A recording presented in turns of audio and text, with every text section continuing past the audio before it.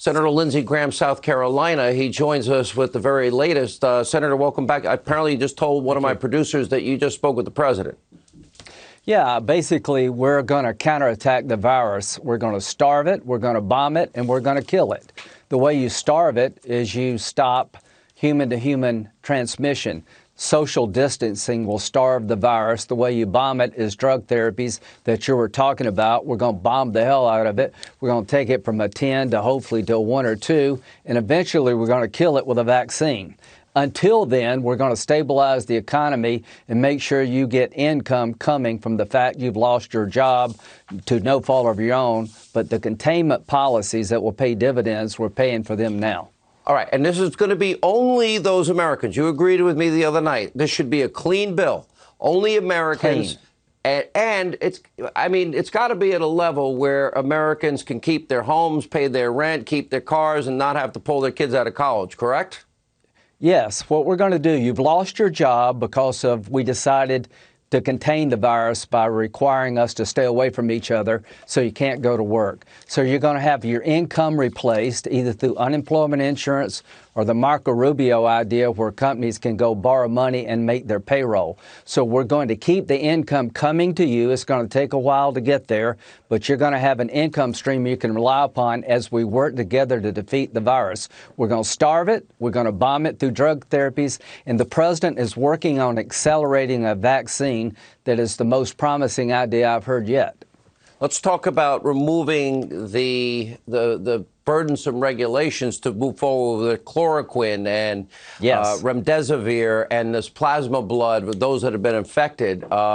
These are huge. I've read a lot, especially about chloroquine, and apparently early signs are, for me, reading medical research, I was impressed. Yeah, so what the president is doing is saying, get the hell out of the way when it comes to developing drug therapies. Get them to the marketplace.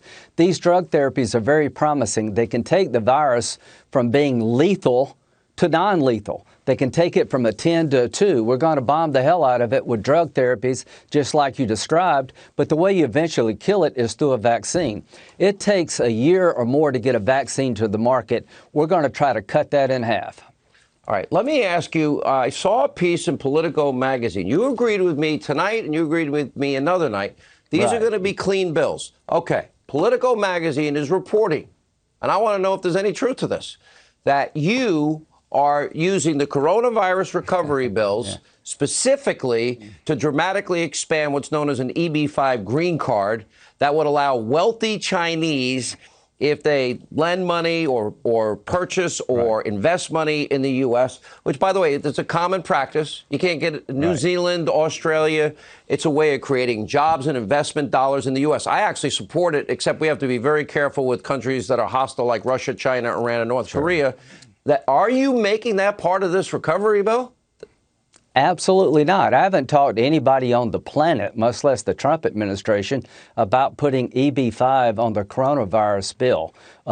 This is not the time or the place. The president supports the program. I do, too. We're not going to put a damn thing on this bill that doesn't protect you and your family from the virus and doesn't give you money that you desperately need.